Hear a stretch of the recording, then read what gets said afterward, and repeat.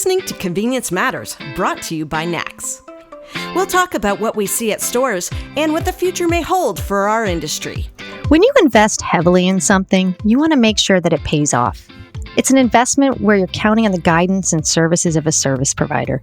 It pays off to have a good relationship, a solid agreement, and metrics to reflect on. Today, we're going to talk about how you can make sure you not only get your money's worth, but a great outcome.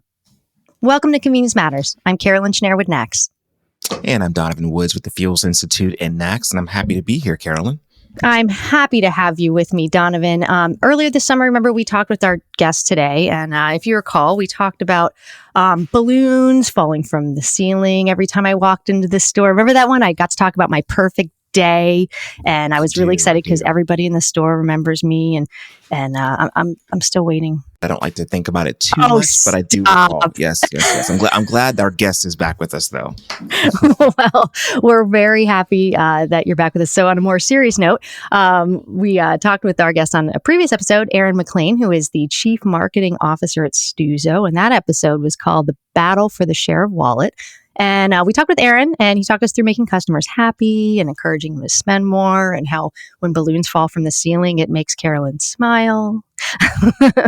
But we talked a little bit more about competition for share wallet, heating up across retail channels, convenience, fuel, grocery, QSR, dollar category, Amazon, GoPuff. I could go on and on and on. But at the end of that conversation, we ended up in the territory of business outcomes and performance, which is where I'd like to pick up today.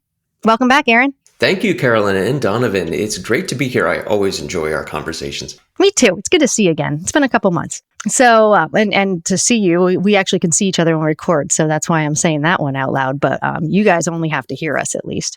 So it's almost like we're in person. It's almost as good. It's almost not quite yet, soon. But we'll see you at the next show, right? Yes. And next time we should do this together, face to face. So at the end of the episode, that last one, and at the beginning of this one, I alluded to working with technology providers and having quality metrics and measures as a fundamental key to a program's success. So actually, last week's episode, to those listeners paying attention, we talked with several guests on the same premise. And there's a reason you refer to your vendor as a partner, right? So Aaron, if you could take me through your view on how a retailer can partner successfully with technology suppliers when you're rolling out something complex or, easy, like loyalty and payments and customer experience technology. Walk me through how that should work, how that can work best for a retailer. Well, Carolyn, like you said, we agree. We believe that software product suppliers, like us over here at Stuzo, that we should be strategic partners with the retailers that we serve, and not just another tool that the retailer needs to buy.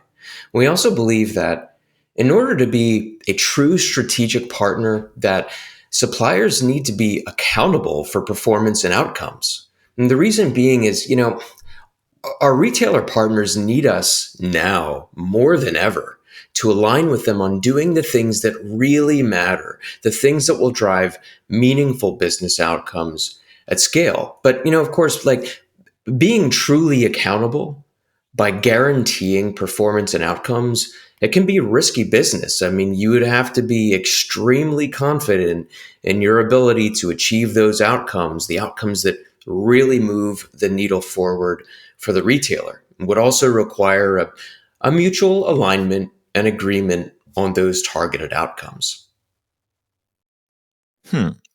So, Aaron, can you just kind of give me some examples of what you mean by that, of where you work with retailers?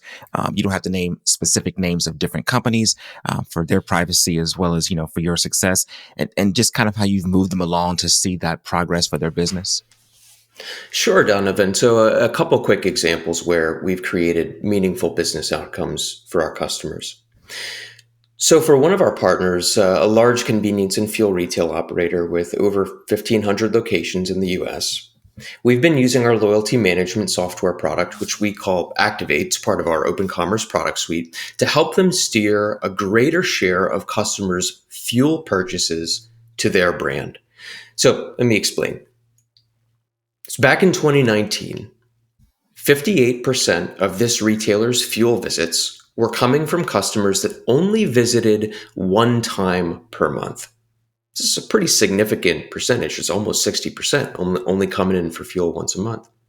So then over a 9-month period following that, we helped the retailer move 16% of those one visit per month customers to higher visit frequency. So specifically, 2 time per month fuel customers increased from 17 to 19%. 3 to 5 time per month visitors increased from 18 to 25%. It's a huge 7% gain. And 6 time per month visitors increased from 7 to 14%. It's another huge 7% gain. Now, for another one of our retailer partners with over 200 sites here in the US, after they made the switch from their previous loyalty and payments vendor to Stuzo, within just the first 60 days of relaunching their program, again, powered by our unified open commerce product suite, their transactions per day went up by 80%. Active members went up by 243%, and member enrollment rates went up by 115%. And these are the kind of outcomes that are really moving the needle forward. So it just to like make sure I understand exactly what you just said, because there was a lot of numbers, a lot of positive success, and I don't want to make sure, I get this right. I do want to make sure I get this right, because your company is going as far as to say you're guaranteeing success. And I mean, if I think about it, there's a lot of companies out there that talk about that promise that say that, especially even in the tech industry. And it kind of just drags on forever. And you never really get to see that actual goal hit. And you kind of change what the scope will be. And there's some bumps in the road, and retailer or customer myself isn't as satisfied with that. And that, kind of makes it not too cool or not a product that I'm going to go back to or trust. So what makes you, for all of our listeners out there that are hearing your statistics and hearing these things and they're gigantic numbers, what makes you and Stuzo specifically, what makes you guys different? If I'm a retailer, why do your numbers not sound like, well, it worked for that company, but not for my company? Wow, that's a really good question. I like the way you framed it too, right? What makes us different, and how can we guarantee our outcomes? Because you're right, Donovan. We do. We offer a performance guarantee, and that guarantee is empowered by what we call our wallet steering system. So let me explain what that means real quick. Our wallet steering system is powered by a combination of 3 things. It's our open commerce software products, it's our proprietary methodology, and it's our professional services that come together to help drive a greater share of wallets for our retailer partners. But more specifically, like, what do we mean by wallet steering? Because it's kind of a new concept. So I'll break this apart real quick. So we all have wallets, or said differently, categories that we shop across all the retailers we do business with. We've got a food wallet, fuel wallet, CPG, age restricted items, and so on. So what our open commerce product suite does is it uses data in real time to help the retailer understand the loyalty program members' wallet capacity. And that is, how much of any one of those wallets do they spend across all the retailers they do business with, right? Their total capacity. We also help them understand their specific share of wallet. Maybe within the fuel wallet, it could be, or the food wallet, it could be 25% of that wallet, maybe 50%, 75%. And then build an understanding of that incremental wallet opportunity. And that is how much is being spent with a competitor that they could go after and try to acquire. We then build journeys that automatically guide the customer along a path that leads to an increase in the retailer's share of wallet and doing it profitably. So that's what our wallet steering system does. And it's how we back up our performance guarantee. So it's almost like, as I try to teach, my kids the value of like $1, you try to kind of really figure out from the customer's perspective. I mean, they don't know you're thinking like this, but you're really just kind of saying like, oh, okay, normally I would have spent X on coffee, but I always go to this store that's by my office building or something. But since I'm not going to my office, maybe I have this extra money to spend. So does it encourage like upselling to the retailers, like things like that, so that they, well, not to the retailers, to the customers, maybe through the different platforms of like, you can get your coffee here. It's really great. Something like that. So, Carolyn, well, why don't we use a quick example? So, I love buying egg and biscuit breakfast sandwiches. It's like my thing.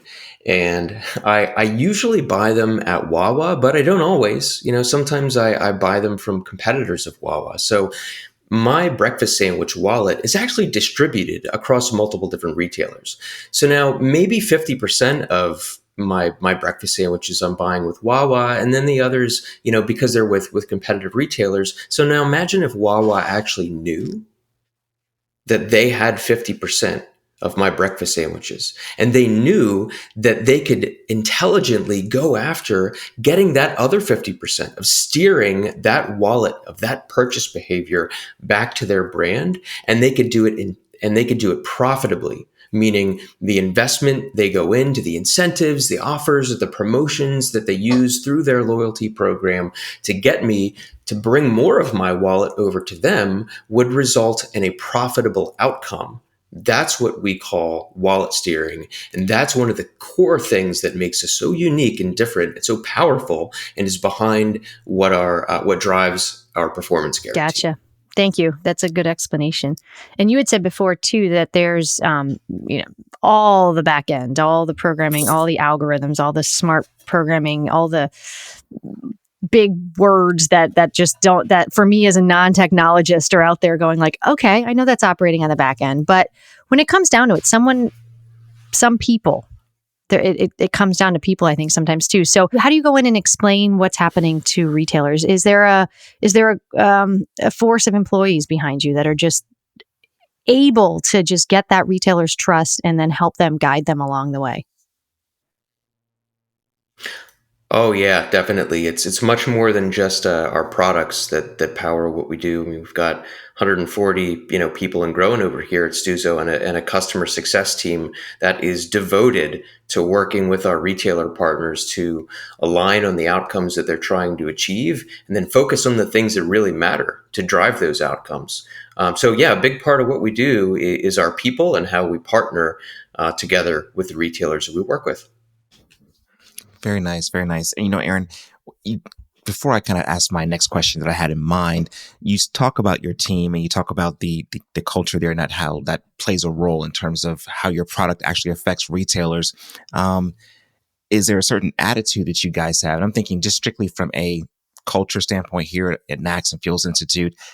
How do you get them motivated to do something like that? That's a great question. One of our greatest advantages at Stuzo, it really is our team and our culture of caring. Our team and how they care about their teammates professionally and personally, and how much they care really tremendously about driving outcomes for our customers. Donovan, we've been told by our customers time and again that we care more, that we're better to work with, that we go the extra mile, that we don't stop until the job is done, and that we meet our commitments, right? And speaking of commitments, those need to start with targeted outcomes. So when we work on solution design with our retailer partners, we start by aligning on the business outcomes that we want to drive. And there are a lot of times when the debate over that can get pretty heated. So, often a retailer will ask us for a feature to be added into their loyalty program, but that feature might have to get cut because we know that while we could build it, we have an incredible team. We could build anything that we shouldn't. And we talk a lot about could versus should.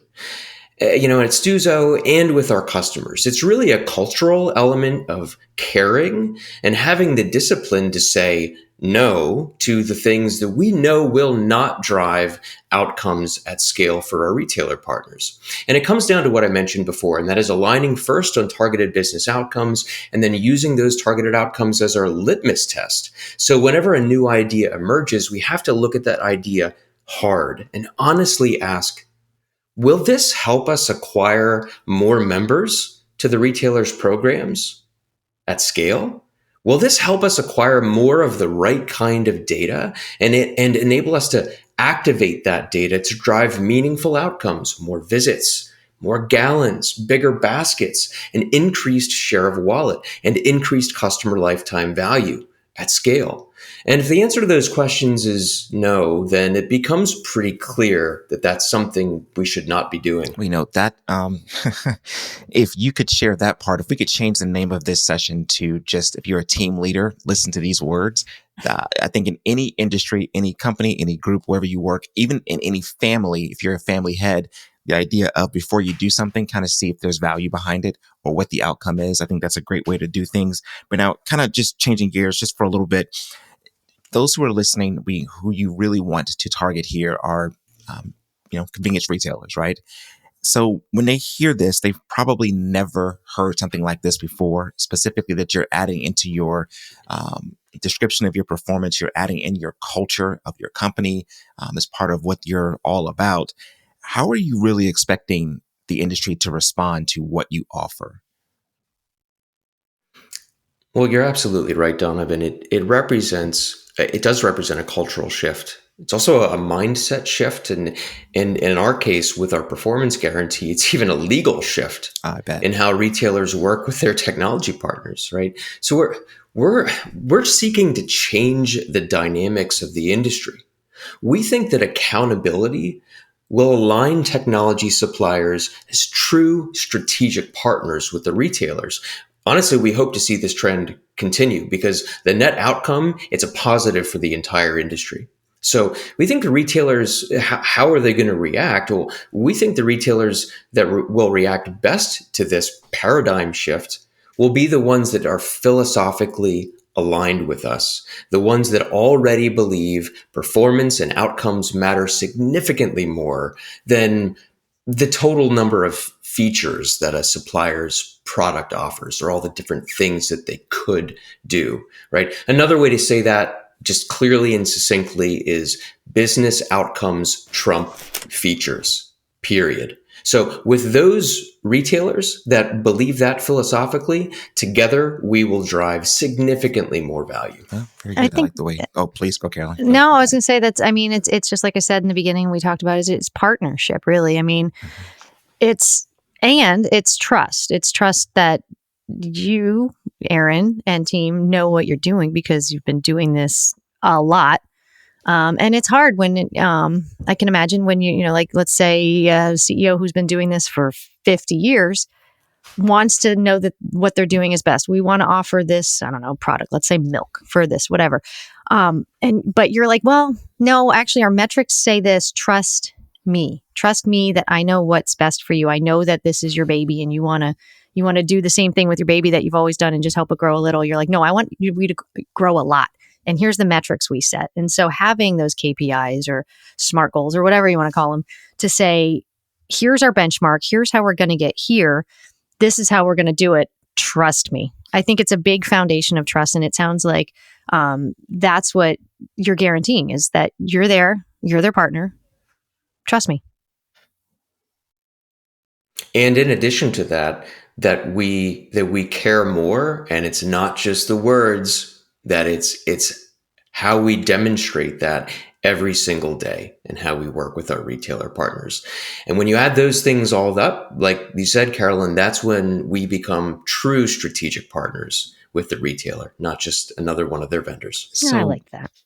Aaron, and I like it too, Carolyn. That was very, very nice. I don't want to step over that right there. But beyond your performance guarantee, I guess the next question is, what's coming next for Stuzo? What are you guys working on for the future?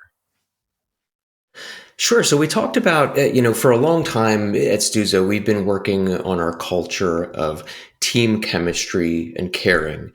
I'm really excited to announce, actually, that we just recently received, for the second year in a row, a great honor by the Philadelphia Inquirer as being named a top workplace. Last year, from the ceiling. I know, thank you. Balloons from everywhere. It's just such a great honor for us. We're so proud of what we've achieved. Last year was the first year that we applied to be even considered to be a top workplace. And we were ranked number 6 overall in Greater Philadelphia in our category, which we were just thrilled about. Now, this year we applied again. We moved up 2 spots to number 4 in our category, which just so thrilled about that. And in addition to that, if it could get even better, The Inquirer also gave us a special award of a company that operates by strong values. It's our people and our culture of caring. This is really what is empowering our success at Stuzo and the success of our retailer partners. We want to be known in the industry as the loyalty, payments, and customer experience products company that performs better and cares the most about our retailer partners and their business outcomes. And the reality is that's a never-ending journey. And it sounds like you've got employee experience that you can add to that list too, because they seem to be really enjoying it. You nailed it, Carolyn. And the reality is our employees, our team, and our culture is what drives everything. And it's one of the most important things for us to be investing in today. And it's really evergreen. So I don't even have a good question/answer for that. That's just really cool because you got to care about everybody. You got to love what you do, right? You got to love who you do it with, whether it's employees or even the retail partners that you're working with. So sounds like you got it coming from every angle. Now, so Aaron, where can our listeners find more about some of the things we talked about today? Find you? We'd love to talk more with anyone that's excited about business outcomes and excited about aligning to performance and drawing a hard line in the sand and saying we have to. The time is now. So drop us a line at hello@stuzo.com. Visit us online, stuzo.com, and we'd be happy to hear from you. That's cool. So thank you for that, Aaron. And I mentioned before, but if you didn't get a chance to listen to last week's episode, it's called Category Close-Up, Customer-Facing Technology. So spot on a lot of the same stuff we talked here, but we padded it with some research and some NACS experts as well. So it's really a good one, too. If you haven't listened to that, go back and get that. Also, before I go, I want to take a real quick minute. I wanted to wish my co-host Donovan the very best in his newest chapter in life. Donovan, this is his last show with us. And I'm almost going to tear up here, but I've really enjoyed working with you, buddy. And you keep in touch. No crying. No crying in baseball. So follow him on LinkedIn and find out where he's going next. So thank you for that. And it's always been a pleasure with working with you. Aaron, always a pleasure seeing you again. And to the listeners, thank you for being you. And thank you for listening to Convenience Matters. Convenience Matters is brought to you by NACS and produced in partnership with Human Factor. For more information, visit convenience.org.